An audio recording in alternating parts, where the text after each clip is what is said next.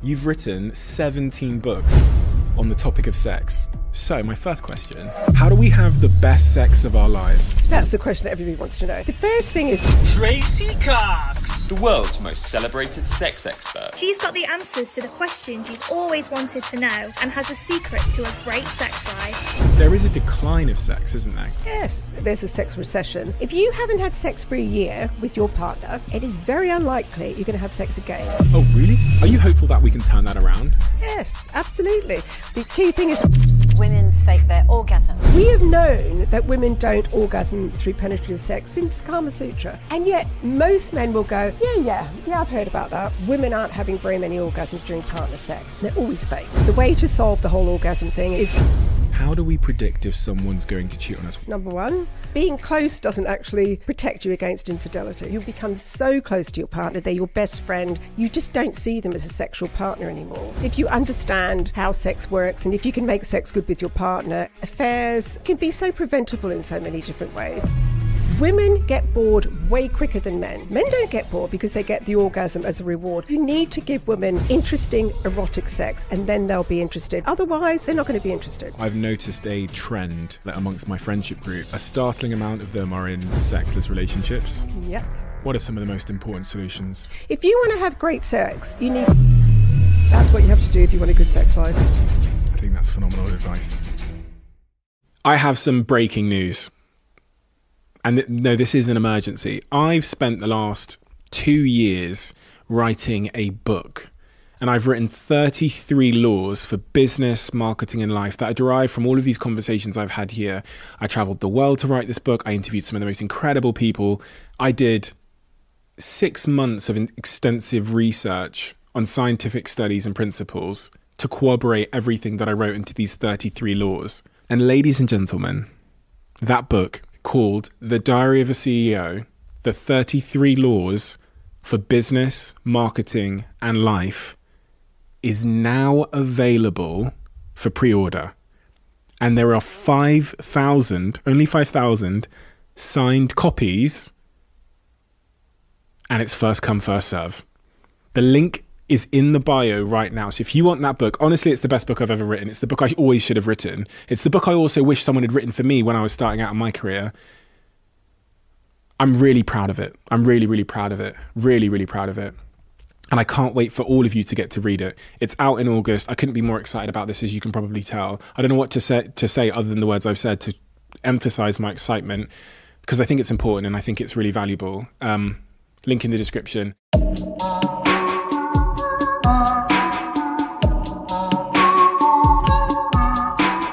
Tracey, I reached out to my team and I told my team that I wanted to have a conversation with the individual in the world that was best and most educated and most engaging on the subject matter of sex, because I've noticed a bunch of things in my personal life, in the lives of my friends and those around me. And I feel like people aren't having the right types of conversation about sex. I feel like we're avoiding it as a society. And I feel like sex is so intrinsically linked to performance and well-being and business and all the things I usually talk about. So they found you, and that's why you're here. So my first question is, who are you and what do you do? What is your mission? Right, I'm not a trained sex therapist, which is what everybody thinks I am. I'm a sex educator, which I think means that what I do is I look at all the research and look at all the sort of what's going on in the sex world in sort of an academic sense. And then I work out, okay, so that's all well and good, but what does this mean for you and I? Well, not necessarily you and I together, but people in the bedroom. So I bring it down to a sort of level that is more practical, that all my books are very much like, right, so here's what we now know about sex. Here's how this is going to help you in bed. So I think my job is to sort of get the research and make it into something that, you know, the average person can understand and make it work for them. So I sort of, I'm a sex educator is a better way to describe me. You know, part of the reason I wanted to speak to you, as I said at the start of this conversation, is because I've noticed a trend. I've started to smell it amongst my friendship group, where a startling amount of them are in sexless relationships. Yep. And they're not, you know, your book here says great sex starts at 50. My friends the friends I'm talking about are in their 30s. Yes. And and there's lots of things here. There's lots of thoughts, and I want to figure out which ones are true. So I'm going to say a bunch of things which are inherently naive, and I know they are. So the first one is like, why aren't they having sex more often? And is that a problem? Are their partners to blame because they seem to want to have sex and their partners don't? Is it wrong? Are those relationships therefore broken, and should they break up with their partners because they're not having that much sex? So we'll go into all of that, but let's start with the point you raised about how lust and love are not necessarily great bedfellows. How does one, if they're in that situation where they really love their partner, they're really, really close to their partner, but they're feeling like the intimacy has ran out the back door because of, that sexual intimacy has ran out the back door. How do we create that balance? You talk about something called otherness, which I thought was really compelling in your new book. Such a big question that is, because that's the question that everybody wants to know. How do you keep desire going long term? The otherness thing is all about the close couples kind of become like Tweedledum and Tweedledee. They don't do anything separately. But you need to have separateness from your partner. And this is why during COVID, no one had sex at all. In the beginning, it was like, fantastic, we can have sex at 11 o'clock in the morning.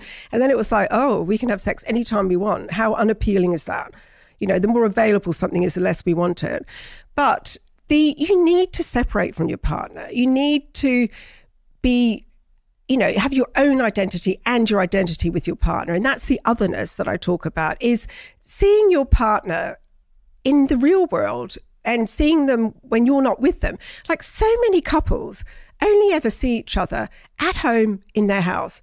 They never see each other out. And if you go out, I remember once, very early on into the relationship with my husband, Miles, he was walking through a restaurant and I'd arrived first and he hadn't seen me. And he was walking through the restaurant and I saw a couple of women look over at him and I was like, shit, he's really attractive. Well, I knew that, but he's, and if I don't, he's out there all the time, like people are going to be attracted to him. So it sort of makes you lift your game a bit. So you need that. If you see your partner at home and, hi, you only ever see them come through the front door, they become too safe.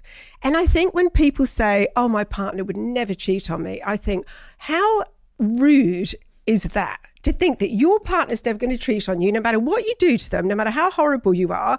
That's terrible. That's like saying your partner, is just a doormat that you can do whatever. I like to think that, my partner's not going to cheat on me, but, that makes me think that if I pledge monogamy, I pledge that I'm going to sexually satisfy my partner. I think you have an obligation to do that. And I'm going to keep myself looking good because love is, kind, but it's not blind. And I'm going to do all sorts of things. I think it's a real insult. If Miles said to me, I know you'd never cheat on me, I'd be like, I don't take that as a compliment. Would you? I think it's important to know that your partner will go and leave you if you drop the ball in a variety of different ways. And I think that one of the interesting points you raised there is about like physical appearance or keeping yourself well or keeping yourself attractive. Do you think, and I've asked a few people this over time, do you think we have an obligation to stay in shape, attractive, whatever it might be, for our partners? Yes, absolutely. I don't mean like you have to have facelifts or, anything like that, but you should keep yourself as attractive as you can, each of you.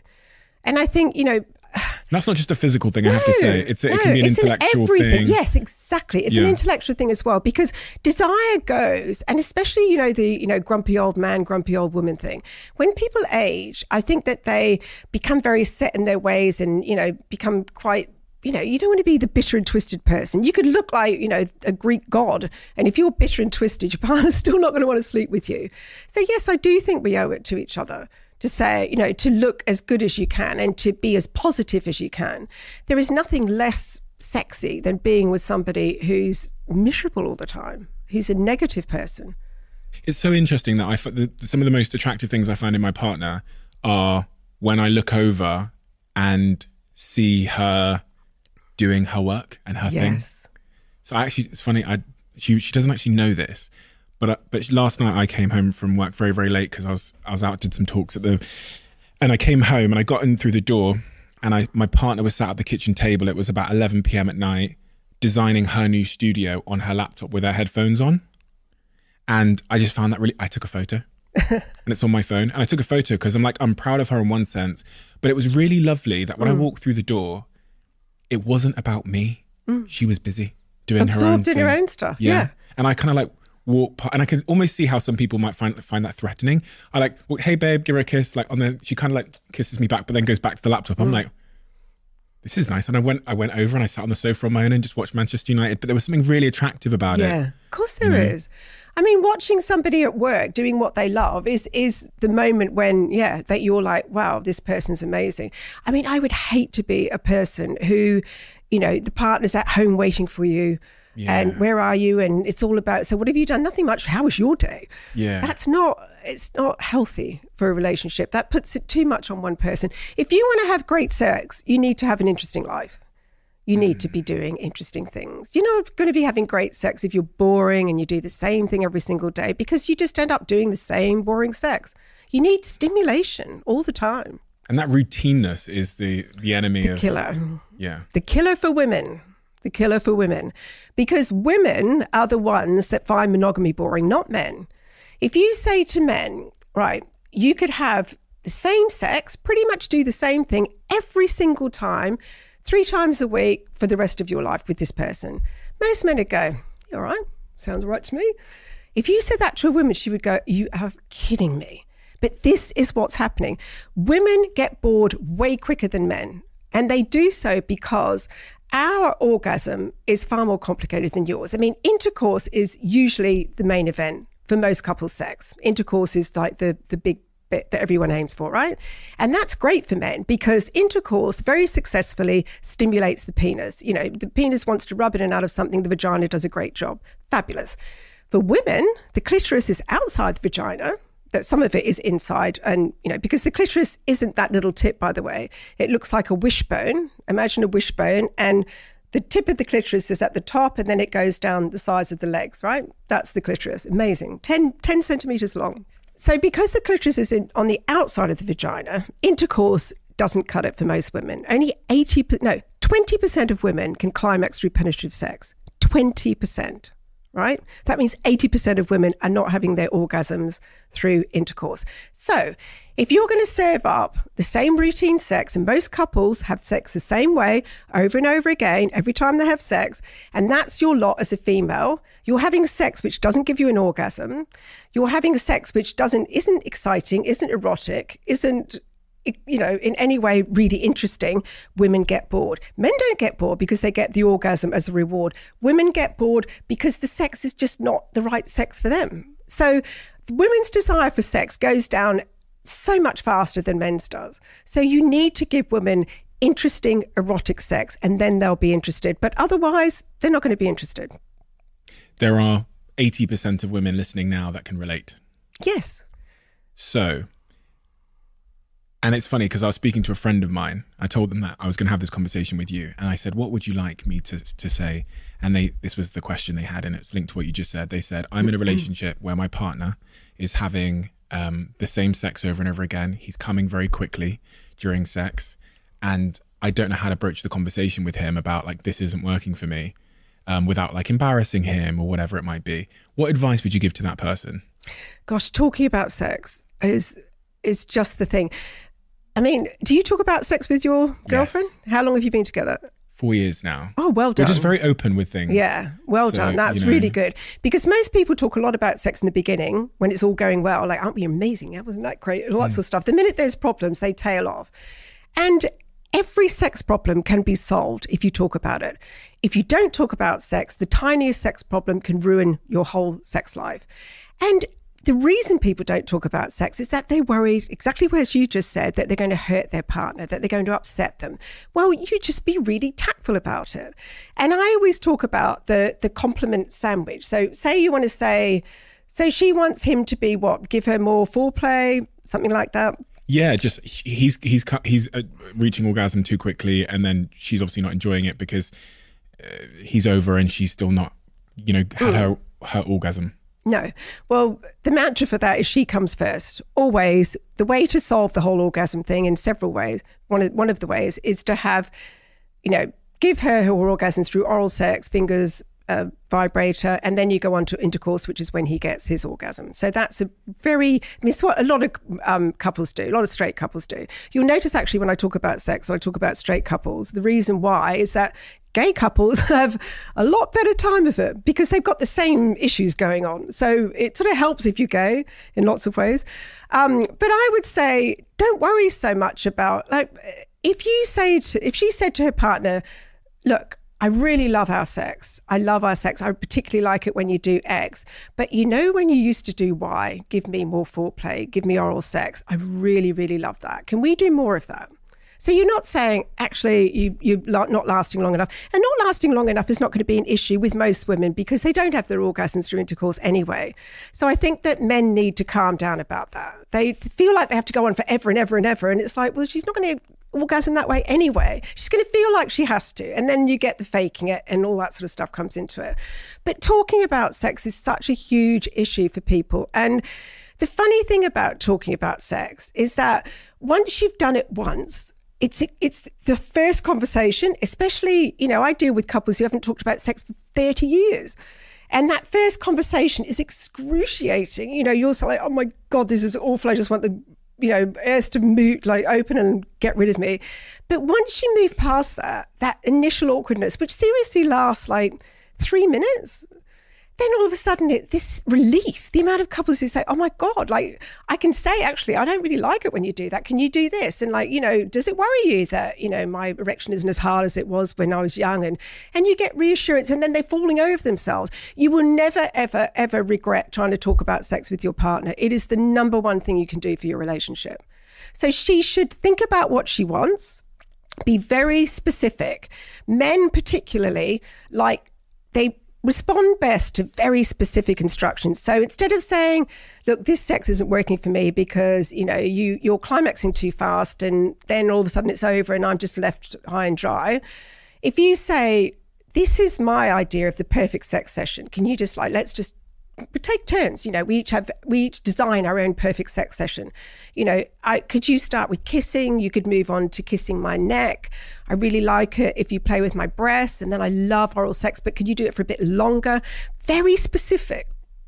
And people are like, well, that's like telling saying can you say you love me? And then they say, I love you back. But no, giving instruction in sex is really, most people are really grateful for it. And it might feel a bit awkward the session after that where he's thinking, oh my God, I'm just doing exactly what she says. Isn't this embarrassing? And then all of a sudden you forget about it. And then the next session is like flowing and great. Okay, so a couple of counterpoints here just from personal experience. One of the things I've always been a bit conscious of, one of the things that I think has irked me a little bit is, and this goes back to what you said about lust, this kind of spontaneity and the riskiness of it, is I don't want rules, Like I don't want rules. I don't want to be instructed during sex or even worse. I don't like that. Do it like this. Oh no, not. It kind of kills the like. I think sometimes you can become a little bit like boy being told off by his mum. You know what I mean? Yeah. That can have an impact on one's erection and their like mindset. I think sometimes for guys, so much of sex is flowing, feeling like you can flow, and sometimes if you've got critical feedback during sex, that's like a pressure, stress, which then the erection might not, hold out. Well, first of all, it's natural for an erection to come and go during any sex session. So that's not really important. But maybe, criticism isn't great. Like, don't do it like that. Move over here. Or in a very barking, Sergeant Major, can you move to the left? That's not so great.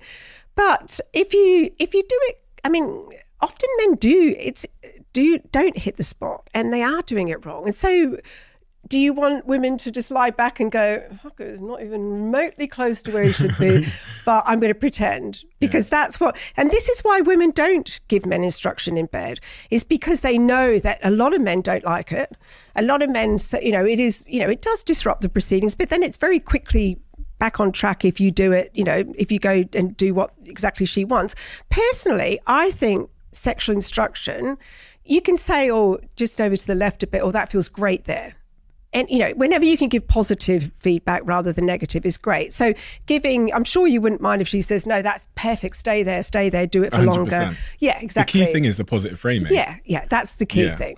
The key thing is absolutely that. And then if maybe you still haven't hit the spot, then afterwards you say, actually, that didn't quite work. Can I just tell you where or what works for me? And then demonstrate on your hand or something. That's always a really good way to do it. But yeah, the key is in the positive. No one's going to respond to sex where somebody's going, oh, that's not right. Why are you doing that for? That's terrible. Yeah. Don't go there. That doesn't feel anything. No, that's terrible. That's awful. And those instructional sessions should happen when? Before sex, during sex, after sex? Well, depends on the couple. A little bit. I mean, you can use body language during sex. I don't know about before sex. I think maybe sometimes after sex, when you're getting on really well and, having a few drinks maybe, if you're a drinker, and relaxed and just talking generally, that's sort of the time to say, by the way, I always think that's a good time if you want to try something new. Or to say, oh, by the way, God, my friend was talking about doing X. What do you think about that? I always think things like conversations about sex that are positive and exciting and, talking about trying new things should happen outside the bedroom, really.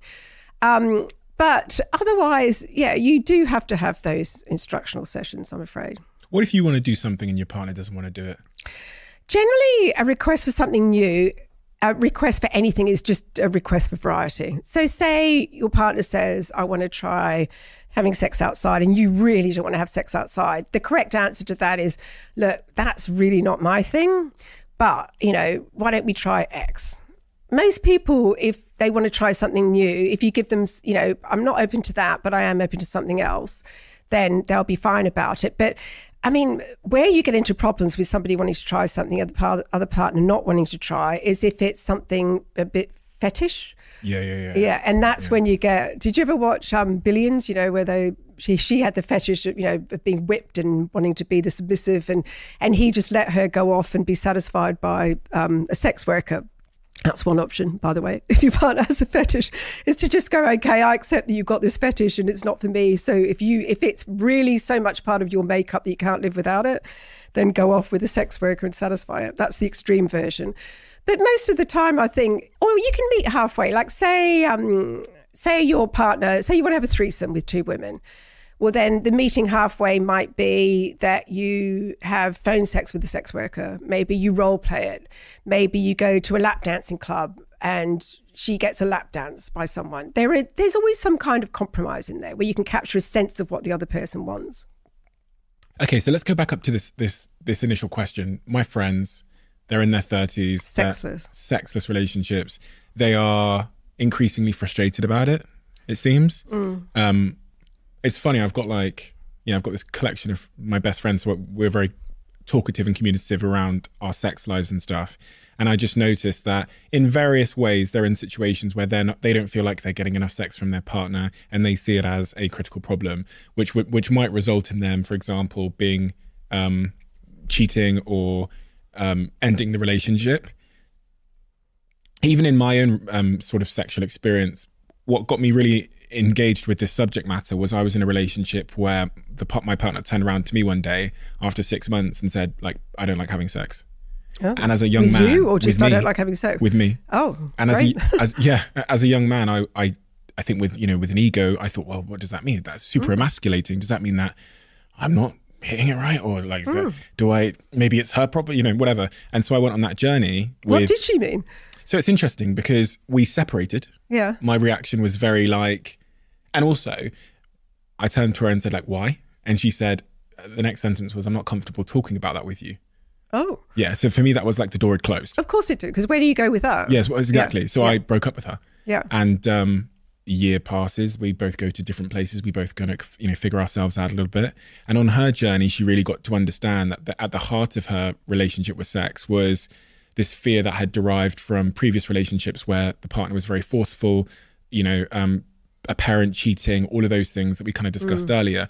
So it wasn't that she necessarily didn't like having sex. There was a lot of psychological work to be done on removing that fear of like abandonment. And really, if I made her feel safe, really, really safe, then the sexual appetite would return. That's what happened. Oh. So a year later, we get back together. We end up having the best sex of our lives. on an ongoing basis. And it was because she was able to understand, so first she was able to understand what was really going on. I was able to like be patient enough to like listen and, you know, go from weeks and weeks and months with not having sexual intimacy and just be there, which allowed her to feel safe. And then beyond there, we were able to kind of like rebuild it and experiment. And we're still together today. Oh my God, so this is your girlfriend? Yeah. I'll have to ask her for permission to say this, so I'll show her the clip and make sure she's comfortable with it. But that's my current girlfriend. That's an extraordinary story. So we went from a point of, I don't like having sex, I don't like having sex, really, really bad situation, to the best situation I think one can imagine in that department. Obviously, communication was at the heart of it, letting my ego down. Always, yeah. And giving her space to, you know, and I give the credit to her because she figured that out. But that's what got me really into the subject matter, because I've now got loads of friends that are in that situation. What I would say to your friends is, if your partner doesn't want to have sex with you, I wonder how good the sex is, because a lot of women say no. I'm presuming these are straight couples. A lot of women say no to sex because the sex that's on offer is not that interesting to them. So for this, we need to talk about sex drives, spontaneous desire versus responsive desire. Have you heard of that? Yes. Yeah. From reading your book. Oh, right. Okay. So spontaneous desire is 2/3 of men have spontaneous desire, and it's the desire that everybody has at the beginning. And by the way, if you want to know somebody's resting libido, you've got to wait about a year. You have to wait about a year to find out what their real libido is, because it's always so artificially inflated at the start, right? But so spontaneous desire, 2/3 of men have this. It's the, you know, seek sex, want sex, seek sex. They can go from, people with spontaneous desire could be like scrolling through Instagram, somebody sexy walks past and it's like, wow, I'm instantly aroused for sex. They go from 0 to 100 very quickly. They seek out their mate, want sex, and they're off, right? Responsive desire means that you have no desire for sex, or very little desire for sex, until somebody is actually doing something to you sexually. So this is somebody who, you know, maybe is with their partner wants to have sex, they're not even slightly interested, but goes, okay, look, I'll give it a go. Then once things start happening, if their partner is very good at stimulating them and they enjoy the stimulation, all of a sudden they're like, yeah, actually, yeah, I'm enjoying this. That's the warming up. That's the warming up, right? Now, 30% of women have responsive desire. The rest of them are a mix between spontaneous and responsive. Most men, so you've got this situation where most men have spontaneous desire, most women are responsive. Most men are very happy to go straight to genital sex. They don't need warming up the way their anatomy works. For women, foreplay isn't a luxury, it's a necessity, because in order for sex to be comfortable, you need the vagina to tent. So it literally puffs up so that it can, you know, take a penis comfortably. So if you don't wait for that to happen and you go male style sex, go straight for penetration, she's not even off the starting blocks and suddenly you're penetrating, sex isn't great, and then it's all over. So for men, you could have like not even thinking about sex to having finished within 10 minutes.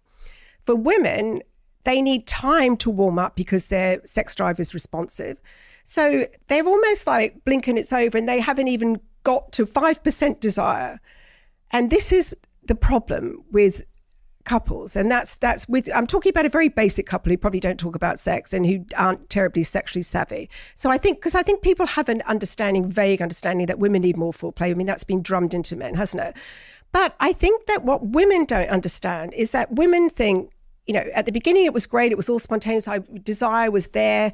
You know, when you get into a long-term relationship, desire doesn't tap you on the shoulder anymore. You have to create it.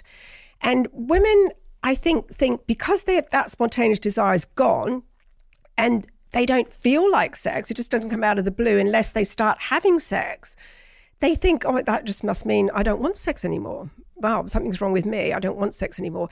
You do want sex. It's just that you've got to have sexy things happening to you before you feel the desire for sex. And if people understood that, if women understood it better and stopped saying, oh, well, it's obviously means my sex drive's gone. No, it hasn't. It's there.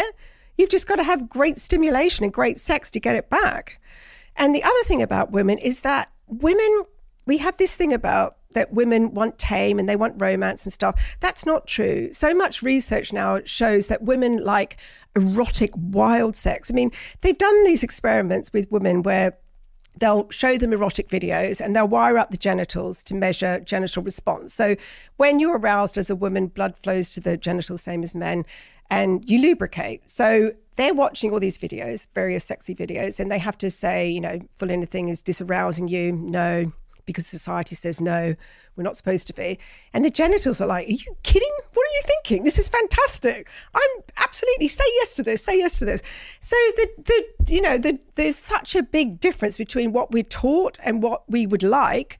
So if your girlfriend's saying no to sex and you're in a long-term relationship, it's because you're not giving her interesting enough sex. Give her exciting, erotic sex. Give her something like, actually, this is what we're going to do. I mean, look at 50 Shades of Grey. That got middle-aged women wanting sex, but women who hadn't wanted sex for 20 years. I remember being on a holiday with my husband, and we started talking to this couple, and it was around the time when 50 Shades came out. And she knew what I did. And she said, God, I hadn't really had great sex with my partner. I wasn't interested in sex, for like 10 years. She said, I read the book. I'm sitting there at 2:00 in the morning. I'm looking down at my partner. I'm thinking, I really just want to wake him up and have sex with him. And she said, and I've never, and then she said, and I read the books, and suddenly I was back into this erotic sex with my husband that I'd forgotten about. Like, you think of sex, it's like, oh God, here we go, kissing, a bit fumbling, and then the routine sex. But give people something interesting. Like all your friends, give her really interesting scenarios. Take her somewhere sexy, push her out of her comfort zones. Don't give her romance. Don't give her, give her sexy sex, and then they'll be interested. I'm thinking of my friends like posing that and how uncomfortable they'd feel. Really? Like, babe, I want to drive to the countryside and da-da-da-da-da. Because, when you've been with someone and you've become that kind of sibling thing that you described earlier, they might almost look at you with a bit of... Horror, yeah. Yeah, you wouldn't go straight from not talking about sex to like, and we're going to go to a lap dancing club tonight. And no, you have to have the conversation. You have to bite the bullet and have the conversation. Because the thing about sexless relationships, if you haven't had sex for a year with your partner, it is very unlikely you're going to have sex again with your partner unless you confront it head on. If you just think, yeah, this will pass, it will never pass. You're not going to suddenly go, oh my God, look at that. We haven't had sex for 5 years. Let's go to bed now. No, it's got to the awkward stage. So, 30% of couples who have been together for 2 years or more don't have sex. 2 years, not 10 years, 2 years. 30%. It is very easy to get out of the habit of sex. And once you're out of the habit of sex, the less often you do it. And then couples get into this thing where it's like, God, we haven't had sex for ages. But you know what? Next weekend, we'll have this marathon sex session and that'll make up for it all. And then the marathon sex session is like, oh, God, how am I going to find time for that? Or, that's a bit daunting. And then, of course, you'd have to have sex for like 6 weeks to make up for the session. So it just becomes more and more insurmountable. So I always say to people, just have little bite-sized bits of sex. Sex doesn't have to have a beginning, a middle and an end. Like, have a big snogging session. Have a thing where he gives you oral, you don't do any, give nothing back, or you give him oral, or, you just do something sensual together. You have a bath together. That counts as sex. People think sex has to have intercourse in there. It doesn't. It's the least favorite bit for women. Take the intercourse out. Start doing little bite-sized stuff to reconnect sexually. It's like a frog in a frying pan, that old analogy of how slowly that, the frog doesn't realize it's being heated in the frying pan until the water's boiling and it's dead. Like, it happens very, very gradually in relationships. Yes, it does. And then you get to a point where you go, how the hell did we get here? Yeah.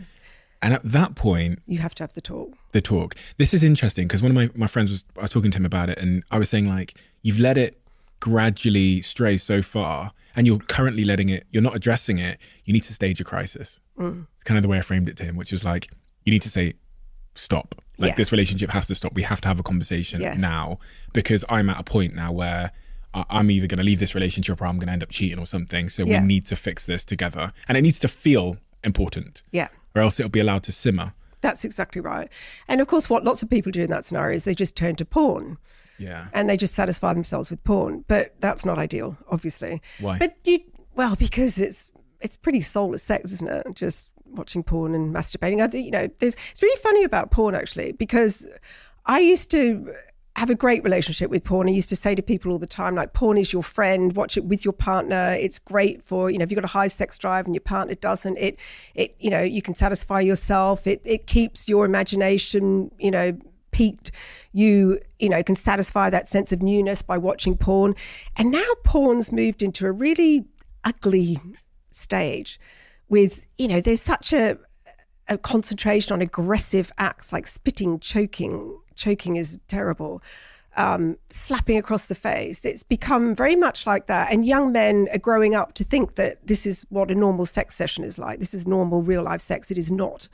Porn is nothing like real life sex. And then women look at it and go, gosh, right, okay, that's obviously what's expected of me. This is what I have to do. And it's moving into a very nasty direction.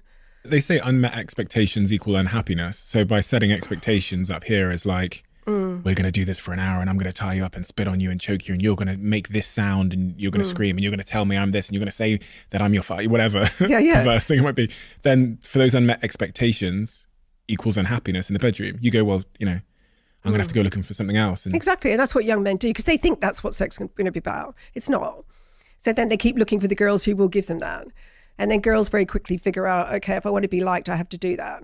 I've just done a big thing on choking and I interviewed all these young girls and it was horrifying. It was, they've been, between 58% of college students between the age of, had all been choked. I think 30% of them had been asked. And I'm not talking about, symbolic choking of just putting a hand on the throat, which even that freaks me out. But I'm talking about, cutting off wind supply. There was one girl who told me she was 21. She'd gone out with this guy. He seemed really nice. He started choking her. She said no. She passed out. She woke up next to this guy who was asleep. He then said and then she got herself out of there and was like, oh my God, terrified. He texted her the next day and said, oh my God, babe, this sex was awesome. Let's meet up again. And she was just like, how could you possibly think that was good? And that worries me a lot. I think sex, I think, is moving in a great way in lots of ways, particularly for young women, except for things like that. I think that is terrible. So, no, you don't want to be satisfying yourself with porn. But you have to have the conversation if sex is now out of your marriage. You cannot just let it go and be the elephant in the room because exactly what you said is going to happen. You're going to leave or you're going to cheat. So you sit down with your partner and you say, listen, we really need to have a discussion about this. I love you desperately.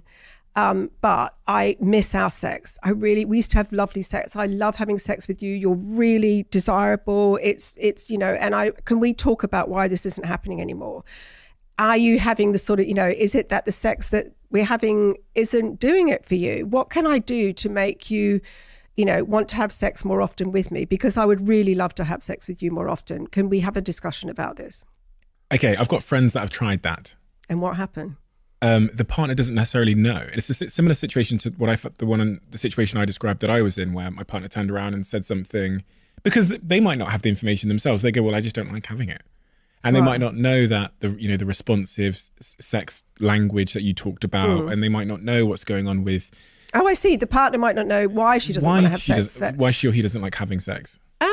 And then you kind of hit a wall, don't you? Well, that's when you educate yourself. That's when you read a few of my books to give you a bit of education.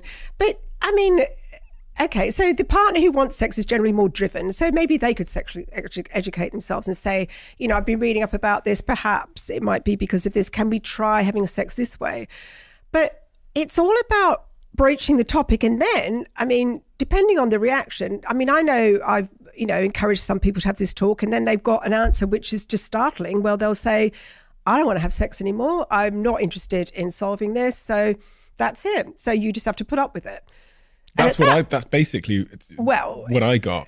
If somebody says that to you and you've tried on several occasions and I think that is grounds for walking out myself. And I did. Yeah. Yeah. And a miracle seems to have... Yes, because then people did some soul searching. And sometimes maybe you walk out and then the person thinks, well, gosh, actually, that's not very fair. Because monogamy is all about, I pledge to only have sex with one person. Well, if that person withdraws sex, then where are you left? Apart from having solo sex and, or you have an agreement. Okay, well, if you won't have sex with me, then what are my options? My options are to satisfy myself, to cheat, are you happy for me to seek the sex elsewhere? And lots of times people will say, yeah, actually I am. I don't want to know about it. I don't want it to be in our friendship group. And we're going to have rules about this. But, you know, some women are more than happy for that to happen. Or some men are more than happy for that to happen. It's not just a female thing here. Men go off sex as well. On this point of porn as well, I read something recently about the shame that it's causing in people. Like, I think the study that I read, yeah, I think I read that too. About 40% of men that use that masturbate to porn report to feeling a sense of shame. And then when we think about the sort of macro where we are in sex as a society right now, there is a decline of sex, isn't there, going on, which Absolutely. Is quite concerning. Yeah, there's a sex recession, and that's very much because, I mean, basically there wasn't a sex recession before social media, streaming, phones. It's all to do with that. We have too much to do. We basically just go off sex because we have other things to entertain us. You know, pre all that, 10:34 on a Saturday night, most couples were having sex. There was nothing else to do. That was it. We just are too, you know, there's that going on. So we're too busy. We've got too many other things on our plate. That's the main problem with long-term couples. Then you have, like, I think less face-to-face communication, which makes people quite nervous. If you haven't had sex before and you're dealing mainly with, you know, FaceTime calls, you know, video calls, which is what lots of young people are, when you're face-to-face, they get very nervous. They don't know anything about body language. They don't know how to connect, and sex becomes scary. In Japan, there's something like 30%, no, higher, I think more like 45% of people get to the age of in their 30s and they're virgins. They've never even had a sexual encounter. And if you don't give your body sex, your body doesn't want sex. So they could quite happily go through life completely sexless. That's what's going to end up happening with sex. We are becoming less and less and less. And, you know, the more we go into virtual worlds, the more, I mean, the amount of people who rely on porn for sex, who can't even be bothered going out and finding a partner because it's all too difficult. I mean, it's becoming less and less about the intimacy and more about just the getting off part. We're now in an AI world as well. Yes, terrifying. Which is very interesting. Yes. Because you're now, you know, we've heard about sex dolls and stuff like that over the years, but a sex doll that can speak to you with such depth and reason and apparent emotional nuance and understanding is really, really scary. You can think, I was thinking about all the different ways that AI is going to disrupt us as like the social fabric of society. And one of the really clear ways that was, you can now have a sex doll in your house that speaks to you, that comforts you, that understands your problems, understands what you're going through and can give you unbelievable advice, will never shout at you, will never criticize you, and will please you in a personalized way. It will learn how to please you. Sounds great, doesn't it? Fantastic. Let's just swap our partners for that person. No, but we're right there. We're on the doorstep of that world. And you know what, though? Think about all the lonely people. Think about all the lonely people that can now have a companion. Think about it like that. Is it real connection? It is. If you're somebody who can't find a companion in real life, or you're lonely, I mean, it's better than a dog, isn't it?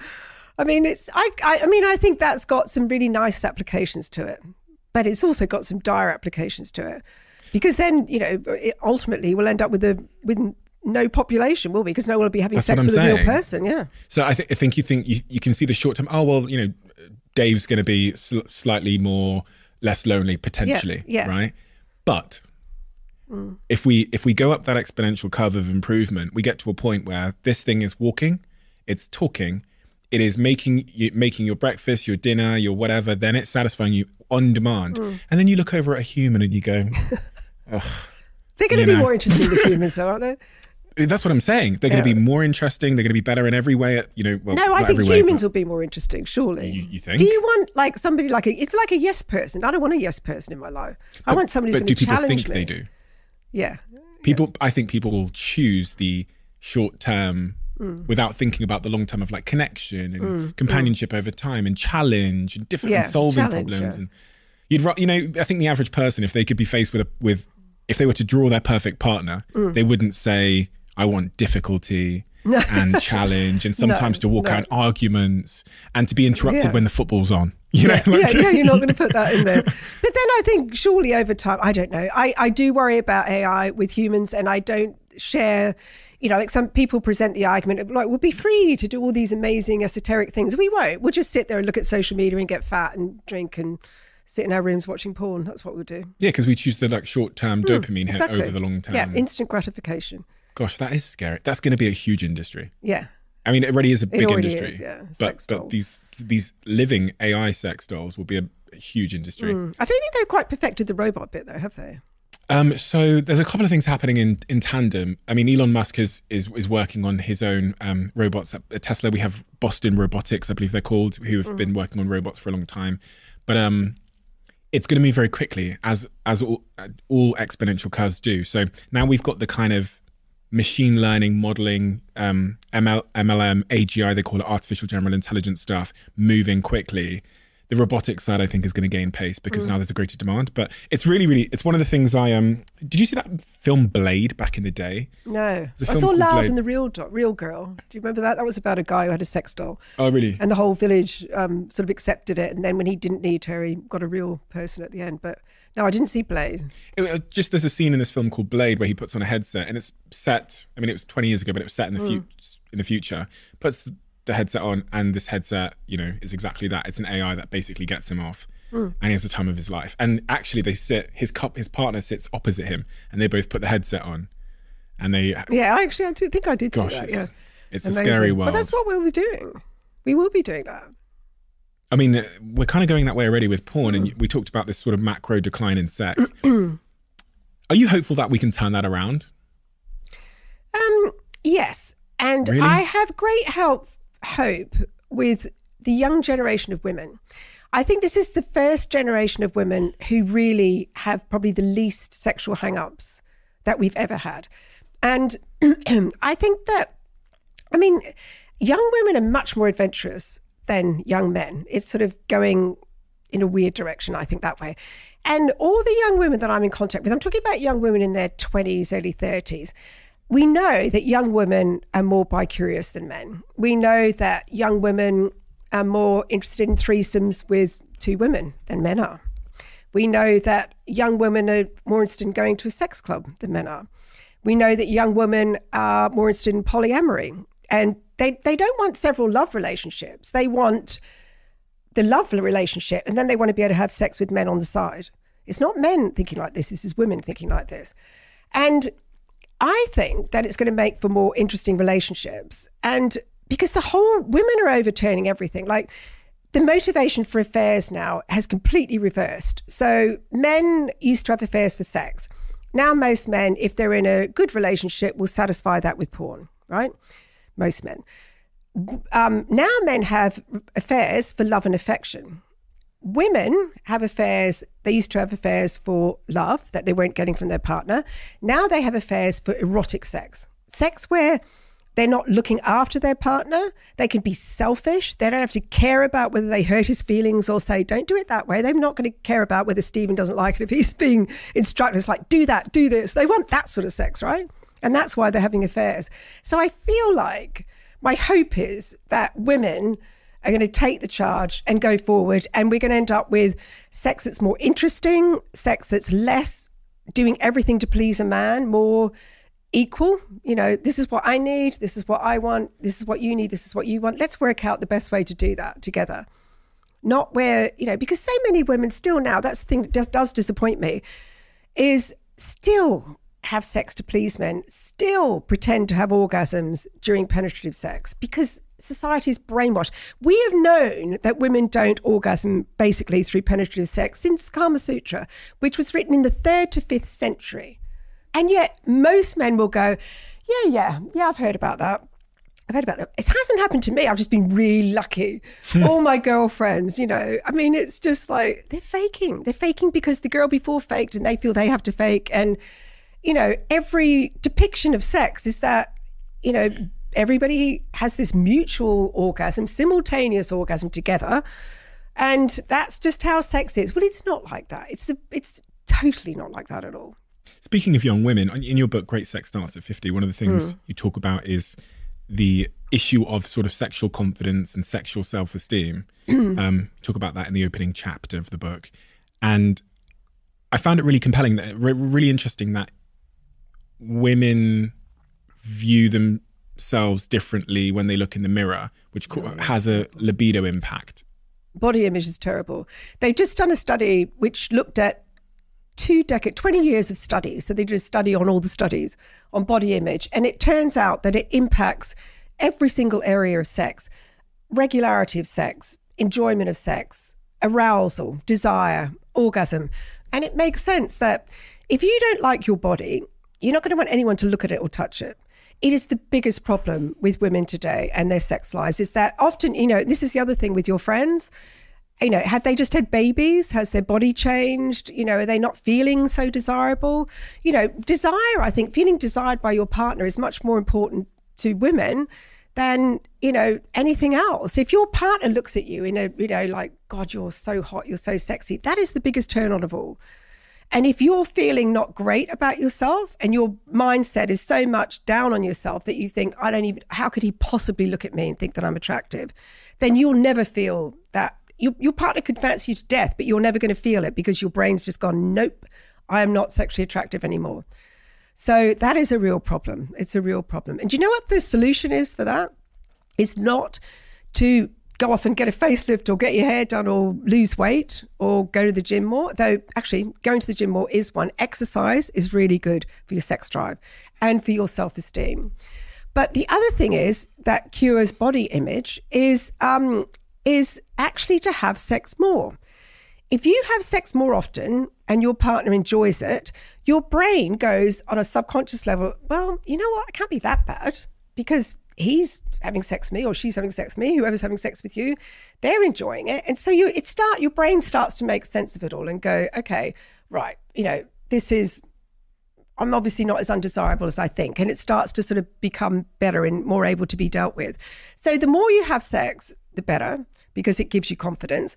And sexually confident women who think they're good in bed. So increase your skills as well. If you're worried that you're not a great lover, read up on it, buy some of the books, go online, look up technique, because technique is very important. And the better lover you think you are, the less you worry about what you look like in bed. We all know that sexually confident women win all the time. And sexually confident women put on weight the same way other people do as they get on in life, etc., etc. Their bodies are different after pregnancy, but they don't focus on that. They're like, hey, I'm a brilliant lover. Who cares? He's not looking at that. He's just thinking how fantastic I am. So it's more about increase your confidence as a lover, exercise more, and then the obvious, take yourself off social media, stop comparing yourself to other people, all that sort of stuff. But it's difficult. It's very difficult. And I think men suffer from this as well. That's so unbelievably true, especially the part that it also relates to men, because I've got multiple accounts from female friends of mine that are in a heterosexual relationship that have told me their partner won't have sex with them with his top off or with the lights on. And also the point there about how you solve that body confidence issue, that confidence comes from the evidence you get from doing the thing. Yeah. And also, if you are worried about your body, when you're having sex, close your eyes. Close your eyes and think about what you're feeling. It's about what you're feeling, not like how you're looking. Because if it's stressing you out and you're looking and thinking, oh my God, he's looking at my thighs, he's looking at this, just close your eyes and go into yourself. Or become more active. That's the other way to overcome body issues, is if you're really active in bed and you're looking at your partner and you're talking dirty and you're making lots of eye contact that way, anything to sort of take yourself out of yourself is good. You either go into yourself and focus on what you're feeling rather than what you're looking like, or you sort of become way more active. That also works. 3 things that boost sexual self-esteem easily in your book. Initiate sex to feel more powerful. Yes, absolutely. Initiation is such a big thing on so many levels. And if you don't ever initiate sex with your partner, you're essentially saying, I don't actually enjoy having sex with you. I'm only having sex with you because you've asked me to have sex with you. And people argue about that. It's like, well, his sex drive is way bigger or, higher and all that sort of stuff. It doesn't matter. You really need to have a thing where, if your partner's got a much bigger sex drive than you need to say to them, look, okay, it's really sexy being the person who's the sexy one in the relationship. That's why, it's great. It's nice to be that person. But I want to be the sexy one in the relationship. So hold off on initiating for a while and give me a chance to initiate so that I can feel more powerful. And it's such a great dynamic. That power dynamic in relationships is really important, that you have to be sometimes the dominant person, you have to be the submissive person. And if you swap around, it makes for a much more interesting sex life. But if you don't initiate, it's a real cop-out to never initiate sex. I really do think so. And when women do it, who don't often initiate sex, what often happens is that they'll be so subtle that the man misses the point completely. It's like, well, I gave him this really sexy kiss. And it was like, yeah, and anything else? Anything else that went with that? And he didn't even, and now I'm not going to do that again. It's like, oh, for God's sake, just be really obvious about it. Be really obvious about it. And going back to initiation, just be aware that how you initiate sex will influence whether or not your partner says yes. So if you initiate sex the wrong way, your partner might say no to sex because you just approached it all the wrong way. Whereas if you approach your partner that you know has got a responsive sex drive by talking, cuddling, connecting, whatever she wants, could be, she might want you to initiate sex like that, but, and getting her in the mood the way she wants to be in the mood, not the way you would like her to get in the mood, but the way she wants to be in the mood, she'll probably say yes to sex. So a lot of people saying no to sex isn't that they don't want sex, they're just being approached the wrong way and they're not being warmed up the right way. So if you can solve those two basic things, it can change everything. Feels like there's something really fundamental here, that we assume sex will take care of itself. Never. Oh my God. Writing all those sex books. When I go to a dinner party, people either want to sit next to me or they go as far away from me as they possibly can because they're terrified. And the people who say to me, oh God, but I don't need a sex book. I'm like, yes, you do. You're the person that needs a sex book. I've written 17 of them and I'm still learning about sex. There is so much to learn about sex. How can you think you possibly know everything about sex without ever educating yourself? And it's changing. Of course it is. But people who think that they're born great lovers, they don't, the female response system is complicated. Who knew what a clitoris was back in the day? They're difficult to stimulate. Actually, they're not that difficult. You just give it a vibrator and then they're fine. But, it's not easy being a great lover. And can I just say one more thing about orgasms? Is we worry too much about orgasms and how we get them. There is no right way to have an orgasm, because everyone thinks the right way to have an orgasm is during intercourse with your partner and preferably them climaxing at the same time. Simultaneous orgasms hardly ever happen for a start. They're always faked. So the easiest way to give a woman an orgasm, great women can be very easily orgasmic if you use the right finger technique, if you give her the right oral sex technique. But the thing that is most expert at stimulating the clitoris is vibration. Most women can have an orgasm within 3 minutes with a vibrator. So we have this big orgasm gap problem where men are having lots of orgasms during partner sex. Women aren't having very many orgasms during partner sex because they don't understand each other very well, because sometimes people just can't relax with another person there, right? So the solution is to put your hand in the bedside drawer and bring out a vibrator, and she would have an orgasm every single time, the same way you have an orgasm every single time. Why don't we all just do this? It's the easiest solution in the world, but we don't. Young men are better at it. They'll often say, and she'll say, if women are honest and they'll say, look, that was fantastic, but I kind of missed the moment a bit, which you can as a woman. Can I just use my vibrator, or can you use the vibrator on me? Sorted. But we have this that's a cheating orgasm. One. Or that it takes something away from what sex is supposed to be. Yeah. But it's a solution.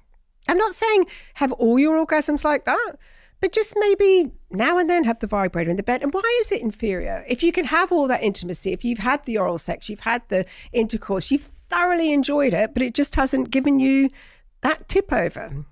What I mean by that question about this fundamental belief that kind of sex is supposed to take care of itself. And I think that's why we don't talk about it enough. We don't research about it enough. We don't invest in making it new and exciting and different and all the things you've said, is because we just assume, because at the start it kind of takes care of itself, doesn't it? Of course it does, yeah. First couple of months, and then all the sex hormones are there, driving us without even us having to think about it. And then you don't think about sex as something you've got to work on and talk about and invest in and buy stuff for and change all the time. I've already got a job.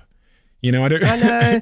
Well, unfortunately, that's what you have to do if you want a good sex life. There's it's what you do. And the thing is, it makes me laugh because we put effort into every other thing.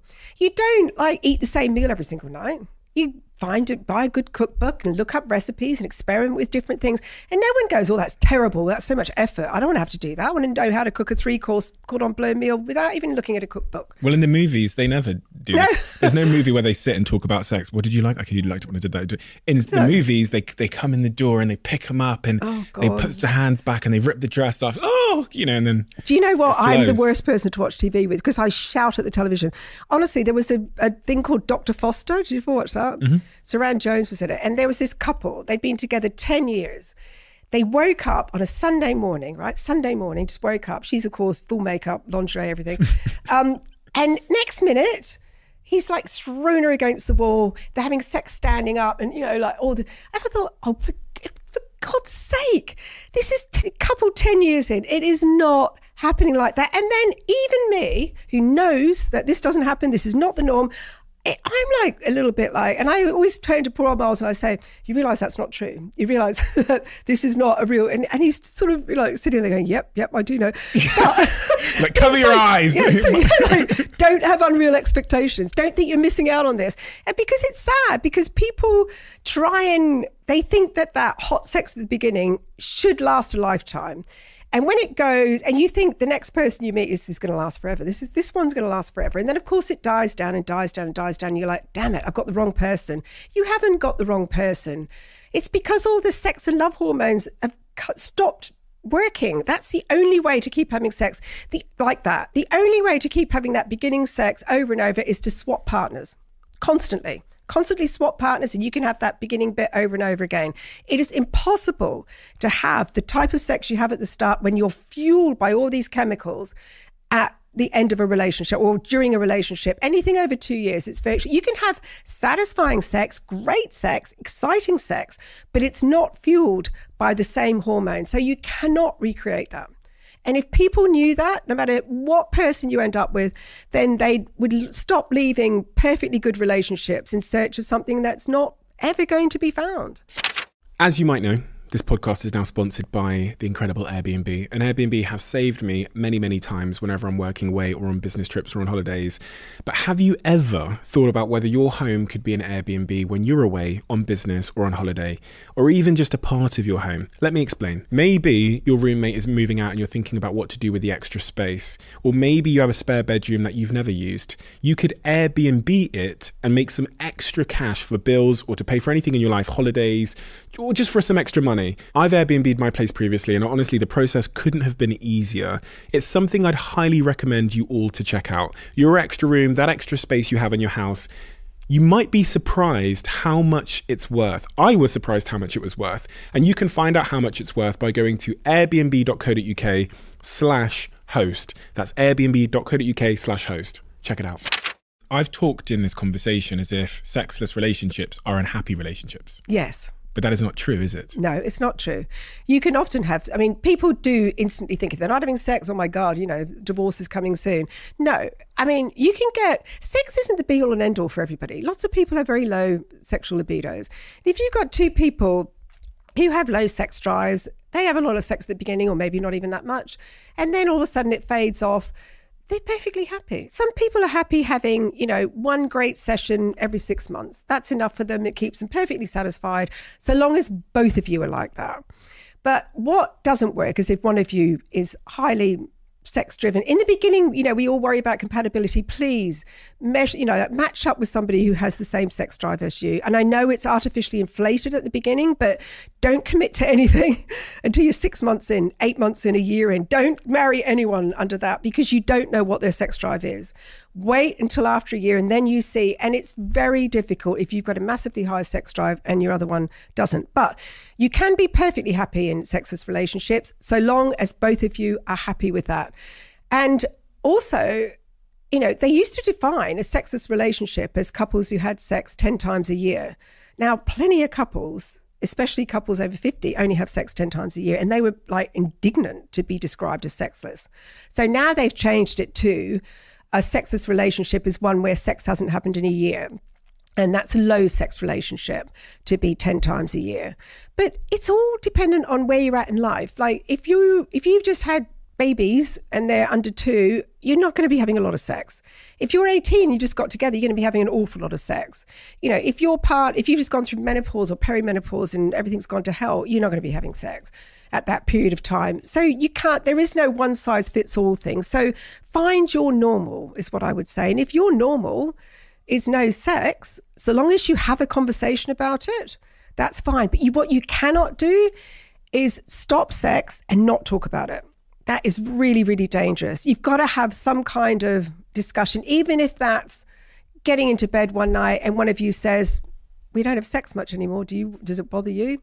No, it doesn't really bother me. Good. Even if it's that.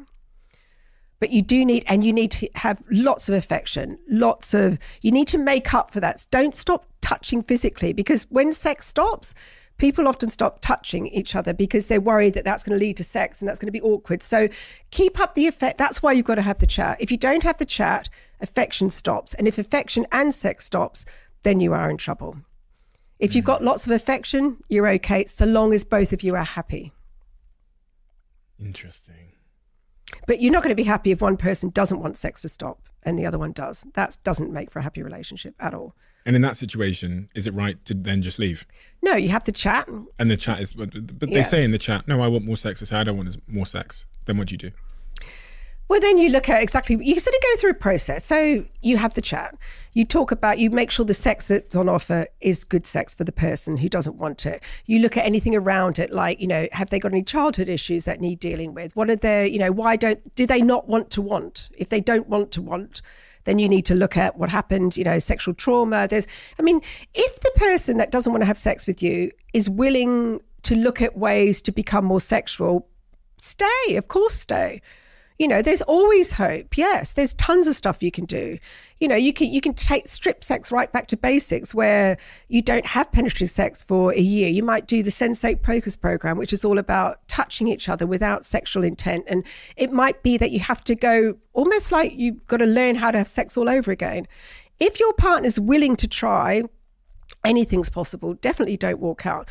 But if your partner says, I don't want to have sex with you and I have no interest in having sex, I've got no interest in trying to get back my desire, and you're not allowed to have sex either, you're not allowed to seek it anywhere else, or apart from running off to the office and masturbating to porn, well, what choice have you got? Some people stay in that scenario because the love is very strong and they've got kids or whatever, but I think that's an incredibly selfish thing to say to a partner. Chapter 9 of your book, it says that 33% of couples said that they rarely or never have had sex, and 1/4 of those rated themselves as being extremely happy. That's right. Something like 75% of people who are denied sex nearly all of the time stay if the love is strong. People choose love over sex. And of course they do, because how often are you having sex? Even if you're having sex a lot, even if you're having sex once a day, twice a day, it's still only really for half an hour each time. So, in the proportion of the time you spend together, the love bit's more important than the sex bit. It definitely is.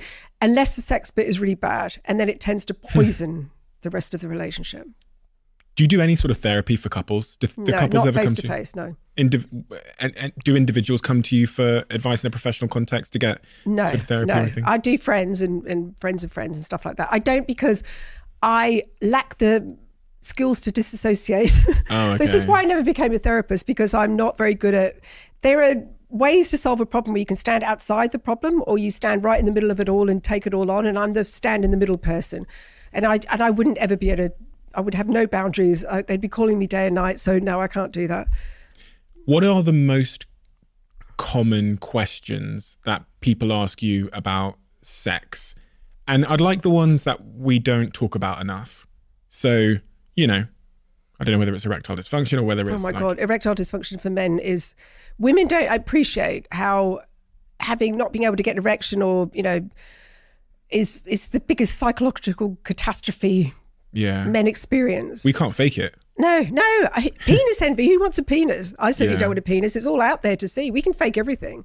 But it's really difficult for men. And I think men... we have a problem with Viagra, by the way. Viagra is a big problem because young men take Viagra because they want to have the biggest, hardest erections ever. And they're worried about, they have so much performance anxiety because they're watching too much porn and they think that that's real. So they take Viagra because they think just this once, I'll just, it's the first time I sleep with her, I want to be really hard. And then, of course, eventually you stop it or try to, and your girlfriend says, oh, this isn't, you're not as hard as you normally are. And suddenly you're back on this cycle. And then young women expect that is a normal erection, which it's not. Anyone who's looked at a Viagra-driven erection and a normal erection, they're completely different. And then on the other end of it, you've got older couples who, we've got two problems with when you get over 50 or 60. Men have erectile dysfunction and women have, dry vaginas and very, the vagina basically atrophies. So they've solved it for men. Great. Take this pill and suddenly you're like you were 18 again, but you're still with this vagina that's not 18, where it's going to hurt like hell. And then the man who suddenly got the swinging penis is like, well, what am I supposed to do with this? And then he goes off and cheats with somebody because he's so happy to have this big rock hard erection again. Is there a relationship between age and infidelity? I'm not sure about that. I would say... As in men cheating later, more likely to cheat later in life, or... I know that middle-aged people cheat a lot because that's when you've got choices. Yeah, you've got choices. You're traveling, you've got money, it's probably easy to get away with, you're bored, you've had the kids, you've started to take everything for granted. Things like that make people cheat. It's opportunity, temptation, and your moral code. It's not to do with love. It is to do with respect, though. Red flags in relationships. The most compatible couples have compatible life goals. Something I've heard you say before. Yes. I think that is really important because it is all about, its timing is so important. And life goals, say you've got the perfect relationship now, your girlfriend's great. Say suddenly you decided, right, I want to go off to Africa and work with pygmies for 5 years. This is my life goal. What's she supposed to do? Of course, it's important to have the same goals. If you've got one person who wants adventure and like to be hiking every weekend and, camping, my idea of hell, they're not going to match well with somebody like me who wants to be in a nice hotel and, having lots of cocktails. You know what I mean? Like, I don't mind the odd camping and hiking, but do you know what I mean? Like, you've got to be compatible. There's some stereotypes that still sort of exist and linger around sex and men and women being, one of the ones that I was reading about in chapter 6 of your book is studies show it's not true. Men have a higher sex drive than women. Women have a different desire for sex, which you talked about. Studies also show it's not true that monogamy is harder for men than it is for women. We tend to think that men are the ones that cheat. Exactly. Which has never made sense, because if we just pretend the world for a second was, do the heterosexual equation, every time a man is having sex in a heterosexual world, so is a woman. So, the numbers don't quite add up. One would assert, just from looking at the numbers, that it's got to be quite close to like 50-50 to some degree. Yeah, of course. And also, like, if you look at the stats on who's happiest, the happiest people are single women and married men. They're the two happiest groups of people always. Single women and married men are the happiest. But the happiest groups of people, like not married women. Married women like end up doing all the jobs, and married women aren't happier than single women. Single women are happier than married women, and married men are really happy because they get everything done for them, basically. What role do kids play in this whole equation? Oh my God, kids! I think really make the love part better, I suppose, because you've created that thing, but they're terrible for sex. Terrible for sex. I mean, the minute the kids come along, you can kiss goodbye for sex for 5 years, really. Really? And people freak about it. And they're like, it's never going to come back. And it will come back. Of course it will. But, all your energy is going to children. So I think if you're going to have kids, you've got to accept that your sex life is going to take a backseat for a long, long time. Don't panic about it. Keep having little sexual connections that aren't necessarily including intercourse, little bite-sized pieces of sex, and you'll be fine. But don't kid yourself that it's not going to change your sex life, because it will. Boy, will it. Some people think that having kids will save the relationship. Oh, God, no. It's so stressful. I do not understand this. Every time I see somebody with a child, you only have to hang around children for about 2 seconds to realize how stressful they are. If you've already got problems in your relationship, and suddenly you're going to sleep deprive yourself, you're going to have somebody dependent on you 24 hours a day. How is this going to make you more, happier with your husband? It doesn't even make sense to me. It might stop people leaving because of, obligation, but who wants to be with somebody out of obligation? You said something that in your work that a neuroscientist told me on this podcast, which is that after the first year, non-parents are generally happier over time than parents. It's kind of a controversial idea. It is a controversial idea, but I mean, there's a trade-off with kids. There's such a trade-off. You can never, I mean, and I think I'm a step parent. My husband has a daughter. And when we're going through hassles with Sophia, which she's a little darling, but also can be a little devil, let me tell you, he can sleep. I can sleep. Miles can't sleep. And I lie there and I think, gosh, if I had given birth to Sophia, if she'd been, I wouldn't be able to sleep. There's no way that I'd be able to sleep. It's you are knowing that you're going to be worrying for the rest of your life once you have a kid. It's such a big responsibility. And when you have that responsibility, it means, you're not going to be able to you're not selfless. You become selfless then, don't you? You can't be selfish and have a kid. Well, you can be a really bad parent, but it's different, isn't it? It's really different. I'm sure, but then parents say, well, you're the one that's missed out because you don't have this incredible, and I have such a good relationship with my mum and my dad, and us three kids are all milling around them. They're like 87 and 89. I'm thinking, no one's going to do that for me. Who's going to do that for me? I have to pay for it.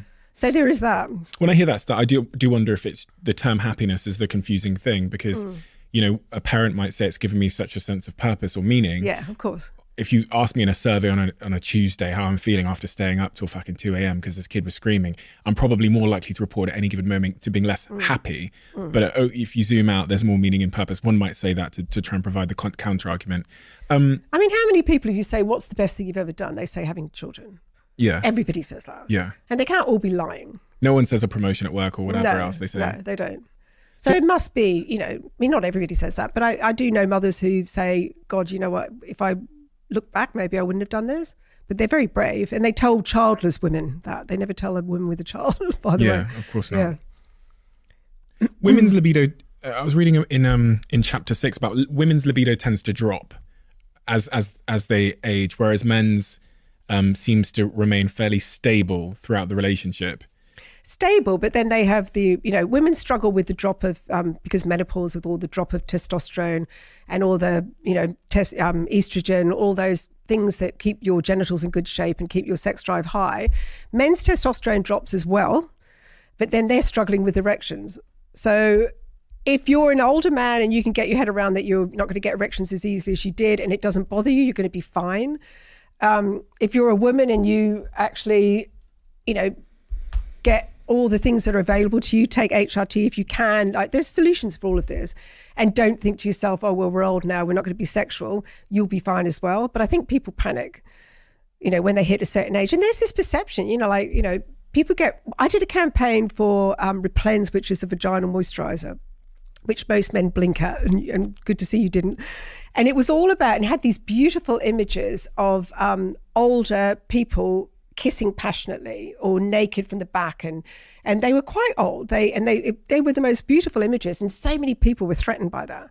They were really threatened because it was old people doing sexual things, and we're not treated to that. We don't see that very often. So when somebody does that, they people freak. They don't like to think about older people having sex. So when you're old, you have it already in your head, I'm not supposed to want sex anymore, which is completely untrue. And is that why you wrote a book called Great Sex Starts at 50? Yes. Because for me, that's what happened. I went through the whole of my life with a high libido. I've written about sex. I thought, this isn't going to happen to me because I know everything about sex, of course. And then I hit like 50, no, actually probably even before that. And suddenly I realized, I remember typing away one day and thinking, Christ, I was single at the time. I hadn't masturbated for ages. What's going on? I haven't even thought about sex for ages. And it's the drop in hormones. And, and it's quite extraordinary to that whole spontaneous desire. I had very high spontaneous desire, and suddenly it went. So I just suddenly became like other women, I suppose. And suddenly it was like, oh my God, I see what everyone's going on about. So I thought, yeah, for my own sake, I might write that book. And it's very good writing that book. There's a lot of solutions in there. What are some of the most important solutions for my listeners that are maybe experiencing a similar situation? again, manage expectations, keep having sex. That whole use it or lose it, you've got to keep having sex. That's very, very important. Get your head around the whole thing about that old doesn't mean that you can't be sexy. You can be, it doesn't matter what you look like, it's what you feel like. It's so many, many different things. And also you don't have to put, I think as a society, particularly English people, we all put up with stuff. Like there are solutions for all of these things, you know, like if you've got a dry vagina, go and get a vaginal moisturizer, go and get a, you know, estrogen pessary. There are solutions for everything that happens with menopause. You don't have to sit there and just put up with it all, because if you do, then you won't want to have sex, definitely. So seek all the solutions. Don't be scared to try and find solutions to all these things, because they really are out there. Change your headset, you know. And the women, it's interesting that they did a big thing about what really influences women's desire post-menopause. And it wasn't menopause. It was your attitude to sex. If you'd always loved sex and you wanted sex to continue, you found the solutions and you kept on having great sex. If you were never that keen, it's like, oh, actually, you know what? Here we go, an obstacle. What a great sort of excuse to never have sex again. So its attitude was way more important to how good the sex was after menopause, nothing to do with menopause. It seems again like one of the foundations behind all of this that's kind of hiding in the back room as it relates to people's libido and their attitudes to sex is that kind of childhood experiences we talked about, which is super tricky to unpack and even become aware of. And we all have our own childhood experiences of sex, intimacy, relationships, some cases, in the worst cases, abuse and all of those things. Yeah, it's terrible. That we need to find a way to overcome first or address first before we can even That's right. have a... And I mean, particularly for men, often their first childhood experience of sex is being caught masturbating. And how the parent deals with that is very formative, because if it's like, absolutely, what are you doing? You know, like, it's really filthy, it's dirty, it's like, what are you doing? Then they are going to continue.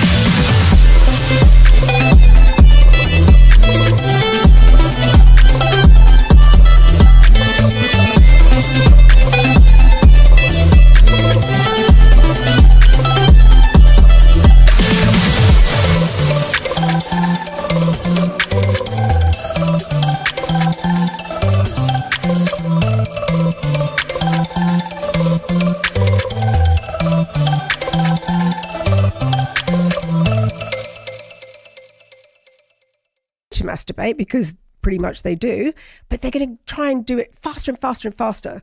So every time they masturbate, they're going to be trying to get it down to as quick as possible time so that they don't get in trouble again. And then they end up with rapid ejaculation. They can last 2 seconds before they ejaculate. So that's affected their sex life in a purely physical way. It sets us up in so many different ways, our childhood, you know. And I mean, I was lucky to grow up in a household where, I don't know why our household was like that, but we just talked about sex openly. I suppose my sister worked for family planning, which helped, but that was later. So I don't know, my mum and my dad were really cool talking about sex and things. And so I grew up thinking, oh yeah, all households are like that, but they're not.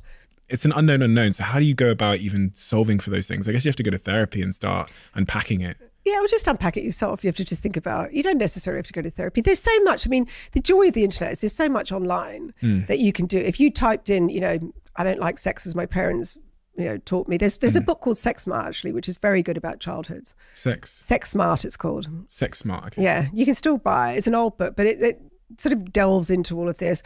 And yeah, I mean, I think I'm so pro-therapy. I think everybody should go to therapy. No one has a perfect childhood. In fact, having a perfect childhood can also set you up for things. So, if you have a problem with sex, going to see a really good sex therapist could sort it out very quickly. So don't leave it too late. God, I work out and I can't even pick all these books up. This isn't even all the books, is it? No. So you've got Hot Relationships, How to Have One, Great Sex Starts at 50, The Sex Doctor, Fix Your Love Life Fast, Hot Sex, How to Do It. We've got Dare. Ooh, about fantasies. Oh, that looks very 50 Shades. It is a bit. More hot sex. Okay. Would like to meet. That was the TV show I did about dating. Yeah. Yes. Okay. That's interesting. With that. There's a question there I should ask, because I'm thinking again about a friend that's just popped to mind. Is there something going on with male and female dating in terms of it becoming more difficult in the modern day and age? Yeah. There's some stats that one of my podcast guests shared about how women are having less children and they're finding it more difficult to date and to find a compatible male in the modern way that society is designed. And I've got friends that are around that sort of mid-late 30s range that are really, really, really struggling in the modern world. It's almost men or women or both? Women. Right, yeah. I almost suspect that I actually don't have that many friends that are in that region that aren't, but it's almost like there's a generation almost caught in a gap where Gen Z, native to social media, the internet, that's where they grew up. And then maybe the older generation already partnered off because, they met someone at church. Or and then you've got this generation who are caught in the gap. Are they all high-achieving women? Yeah. Yeah, exactly. That's the problem. So what happens is you get, and this is why there are more and more single women now, because more and more women are high-achieving. So they're not like looking for a husband straight away. And when you've got a big gene pool of people to, when you come out of uni or even before you go into uni, because lots of people meet at uni and stay together, you've got this big, numbers game. You've got loads of women single, loads of men single, and you sort of all hook up. And if your motivation is to get married and have kids, and that's your only motivation, you're going to find a partner early and that's it. Job done, keep going, right? Assuming it all goes well. But if your motivation isn't necessarily that, if you want to go on to university, get your career sorted and then turn around and have kids, like at 30, okay, right now, achieved, I'm at the past, where I want to have kids, and I can take a bit of a break here. And then suddenly, where is he? Well, he's not there because he's already been taken up by everybody else. And men traditionally don't like dating high-achieving women unless they're high-achieving themselves. And the amount of high-achieving women is getting higher and the amount of high-achieving men is getting lower. So you've got even less of a pool to choose from. So the answer for the women is to think outside the square and think, right, okay, do I really need the guy who's got the degree? Because high-achieving women like to go for high-achieving men. So is that statistically? It's just generally what happens, isn't it? You sort of, if I've got a degree, I want somebody else who's got a degree. So then you have to change your wish list a little bit and think, okay, I'm going to, I'm not going to be as rigid with my, must-haves, and perhaps, think about things like, well, does it really matter how much he earns if I'm already earning lots of money? Isn't kindness, generosity, sense of humor, attractiveness, just general chemistry, isn't that enough?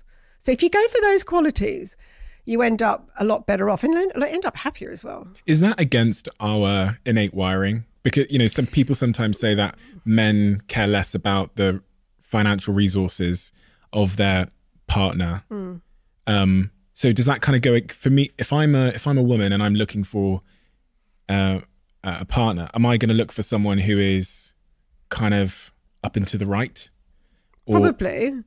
But that doesn't necessarily work. See, for me, that didn't work because if I'm like very alpha female. So whenever I went out with an alpha male, we were just like hated each other. Yeah. It's like, I'm the boss. No, I'm the boss. No, bugger off. No, I'm controlling you. No, no, it didn't work at all. Didn't work at all. Very competitive. I'm too competitive. They were too competitive. That didn't work. So my partner is really proud of me. He's not at all threatened in the slightest by any success. Any success I've had, he's my biggest proudest supporter. And we work differently. Like, if my thing is to, if I make more money than him, he doesn't mind me saying that because he's fine with it. And so if I've got more money, that's great. So therefore, if he's got more time than me to do the traditional female things, then he's fine with that. And then other times I'll do it, and he assumes the male role. So it's very we're comfortable with each other. We don't care that I tick the male boxes in some roles and he ticks the female boxes, and it works very well. And I think I think that's hopefully where we're headed. But there are some times where, I know I'm not typical with females. I know that a lot of women, won't go out with a man unless he makes a lot of money, particularly if they make a lot of money. They won't. I've never been like that. I've never been get their money. It's if I want money, I'll make it myself, thanks. I don't want to have someone else's money. That's not mine.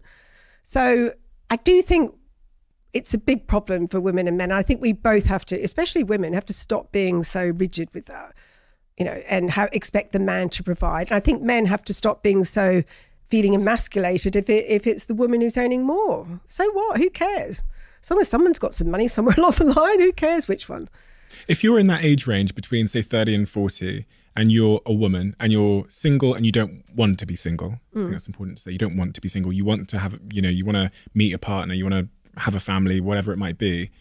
What advice would you give to that person? I'm thinking now about a series of my close friends that are women that are single in that range and that have expressed that they don't want to be single.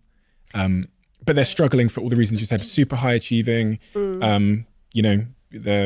they've got great careers. They're very, very busy because of that as well. Yeah, that was the issue, isn't it?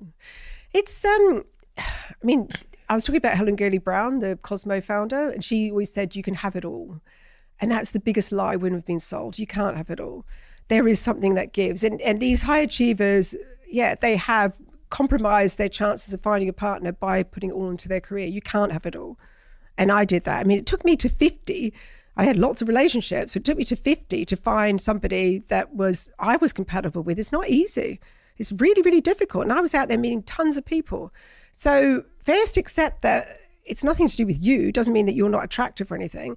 You're probably less marketable because you're too intelligent, and some men would be freaked by that. And you're too successful, and some men would be freaked by that. They don't know what to do with you. And it makes them feel bad because they're going to those traditional patterns like, she's not going to go out with me. I'm not as successful as her, so I'm not even going to try. So you have to make the approach, number one. Change your wish list to become qualities, personality qualities, not, must be a certain height, must be a certain income, must drive this car, must, all those sort of things, because they really don't matter. And also date outside of type, like go out with people, look beyond the exterior, see what's inside. Like, I think that we're very quick to go, oh, no, I can't go out with that person. Like go on a couple of dates. And even if the first date's a disaster, go on 2 or 3 dates, go on at least 3 with people, go out all the time. And often these women are so busy. It's like, well, when do you actually go out to actually put yourself in a situation where you can meet someone? Never. They're not going to walk in your lounge room, are they? Unless you sort of order delivery. And they're really not. So come on. You've got to make some effort here. You've got to do the numbers game. And I don't know whether that dating apps are the right way forward, but they're probably the only way. It's the way that most people meet. So you kind of have to just suck it up and get on there, I think. I think that's phenomenal advice. I was really, really happy you said that as well, because I know certain friends of mine are going to be listening. And hate me for it. No, I don't think so. I think it's an opinion. It's one that makes sense. And I think that's all that anyone can deliver on this podcast, and that's why I like it. It actually matches the opinion I had from a man previously on this podcast who received quite a when a man says those kinds of things, I don't think it's received as well necessarily, because they're speaking from a place of like they don't have the lived experience, and there's a lot of like gender inequality things that are historical things with men. And the term one of my previous guests used to describe it was tall girl problem. You see what I mean? Good, yeah. It's not necessarily the most, you could also say, you could say small man problem. Yeah, exactly. It's the same thing, Yeah. This is an interesting question. It's probably the question I should have started with. What is sex? Well, sex certainly isn't intercourse. And people need to stop thinking of sex as intercourse. Sex is any type of feeling, word, thought that makes you feel aroused. That's how I describe sex. And what purpose is it solving? Why does it exist? To create other human beings. This is why, our going right back to the beginning, this whole thing that we have that, why can't we have the sex at the beginning all the way through? Because it doesn't suit. It wouldn't work. If you were lust driven and all you wanted to do was shag like rabbits, you would never get anything else done. You certainly wouldn't have children. You certainly wouldn't have a job. So we are designed to keep the world in a safe place. We go through lust and infatuation, romance, attachment for a reason, so that we calm down, we don't have the hot sex, and we keep the world, we bring up our children in a sensible way, and the world continues. What does that say about monogamy, though? Because it's probably not natural. That's what I was going to say. Because if my sex drive is deteriorating to any degree, one would suggest that's encouraging me to go shag someone else. Well, it is, but you don't, because you love your partner. So it's a trade-off. It's always a trade-off. You can have the love and this contentment and the companionship. And this is why older, you asked about infidelity statistics. Older people don't cheat very much who are in good relationships, because they're not having that drive, that lust is gone. Your sex drive is lower as you get older. And it's the trade-off. It's like, I could go out and cheat and have really hot sex, but I'm going to have to look my partner in the eye, and I really love my partner. So I'm happy to wave goodbye to that hot sex. I've had enough of it in my life. So it depends on your motivation. So if you are driven by sex, then just don't settle down. Keep swapping partners and get that out of your system. And then you're not going to be dishonest to anyone. But if you do want a relationship, sometimes you have to go, okay, we can have great sex. It's not going to be like the sex that you have at the beginning, but you know what? I've got 2 kids. I've got a great wife. I've got, it's a trade-off in life, isn't it? Everything's a trade-off. So you don't think monogamy is natural? I think that for sex, no. I think for sex, no, it's absolutely not. For our sex drive, it's the worst thing, is to give someone security and, predictability and stuff, and the same person over and over. No, not for our sex drive. But the problem is that the alternative is polyamory, right? So you have this one love relationship and then you seek sex elsewhere. Now, in theory, that really appeals to me. I can see that would be great, right?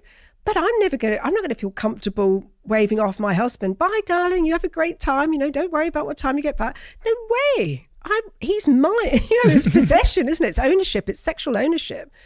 You're not going to, you might want to do it yourself, but you're not going to send your partner off, and they might want to do it themselves, but they're not going to send you off. So I don't know what the solution is. I really don't. Well, as you said, in life, you can't have it all. So everything is trade-offs.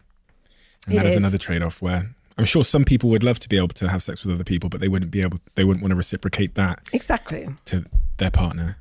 We have a closing tradition on this podcast where the last guest leaves a question for the next guest, not knowing who they're leaving it for. And the question that's been left for you, okay. When you are near the end of your life and looking back over it, what will you be proudest of, and what will you regret the most? Gosh.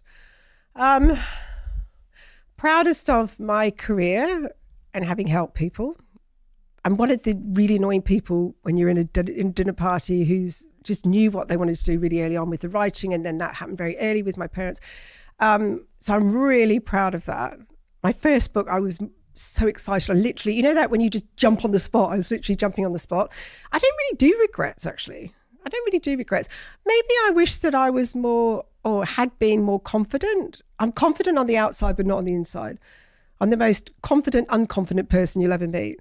So, and probably realize that no one's looking at you. They're too busy worrying about themselves. I wish I'd sort of calmed down a bit and was more confident. What's the symptoms of that inner lack of confidence? Insecurity, like going away and like the first time I listen to this, for instance, it'll be like, oh my God, I was terrible. Look at me. Look at the way I look. Oh my God, why didn't I do something else with my hands? What, I'll go through it. Then I'll go, don't be silly. And then I'll listen to it and then I'll have an okay opinion about it. But yeah, there's still that little bit there. Any idea where that's come from? Yeah, parents. When you're left on your own and feel abandoned at the age of 15, that's not great, is it? And then all these small things are a potential abandonment. Maybe people don't think I look good, or maybe I do. Yeah. It's funny. I'm confident of my abilities professionally. I'm confident that I'm intelligent. I don't know. I suppose, yeah, you never really... I mean, I remember when I studied psychology and the guy just got up there and said, he was a great lecturer, and he said, it's all about your childhood. And we all just rolled our eyes and went, oh, for God's sake, it's so like, how ridiculous. It's not. And it is. It really is. Like, I'm still that 15-year-old girl that stood there terrified. You know, she's still there. And yeah, so it's interesting. But I put on a good show, like everybody. You certainly do put on a good show. Thank you so much, Tracey. Thank you. You've given me so much, answered so many of my questions. And I know for sure, people are going to tell you, I'm sure they're going to message you, but for sure, I can say on behalf of all of the people that have listened, you've helped them. Oh, I hope today, so. Thank you. And I think everybody will take away something different from that, which is why it's so incredible. I'm going to do something I've never done before because I really want to illustrate how I believe you've helped people. The previous guest that left you a question, and I don't usually tell people this, is a guy called Robert Waldinger. And what he has committed his life to is something called the Harvard Study of Wellbeing. I'm going to call it that. I know I've got one word there wrong. Right. I'm going to call it the Harvard Study of Wellbeing, which was the longest ever study done on a group of people to understand what makes people fundamentally happy at the most basic level. So they followed people for almost 90 years, the same group of people. Even, the founders of the study have actually died. So they've passed the study on to Robert. And at the very heart of what they found on this study, which ended up being a TED Talk, which has done 45 million views, it's one of the most listened TED Talks of all time, is that the thing that makes us most happy in life and also healthiest in terms of an insulation from stress is relationships. It's number one. Men that have positive romantic relationships live 14 years longer, women 7 years longer. That's right. And one of the things that ends great relationships and leads us to isolation and loneliness is sexual issues. I see it in all of my friends. And the work you're doing is therefore, in its very essence, helping people to solve the most important problem of all, which is connection, relationships. So it's incredible work to be doing. And it's work that not a lot of people will want to do and confront because of the stigmas and taboos that still remain. So thank you so much, Tracey. Thank you. Thank you for being so wonderful. That's a wonderful compliment. You're captivating. No, you really are. You're really, really captivating. And you're super smart and you know your stuff and you've looked at all the research. You really are the best at this. So thank you for being here. Thank you for helping me. You have. And thank you for helping all of our wonderful listeners. Thank you. I'm going to walk away very confident now. Thank you. Awesome. And you look amazing, by the way. Your dress is fantastic. Oh, Everything thanks. about you is fantastic. So yeah, thank you. I never really usually pick the chocolate flavored Huels. My favorite are the banana flavor. I love the salted caramel flavor. But recently, I think I in part blame Jack in my team, who's obsessed with the chocolate flavour Huels. I've started drinking the chocolate flavour Huels for the first time, and I absolutely love them. My life means that I sometimes disregard my diet, and it's funny, that's part of the reason why I've had a lot of guests on this podcast recently that talk about diet and health and those kinds of things, because I am trying to make an active effort to be more healthy, to lose a little bit of weight as well, but to be more healthy. And the role that Huel plays in my life is it means that in those moments where sometimes I might reach for,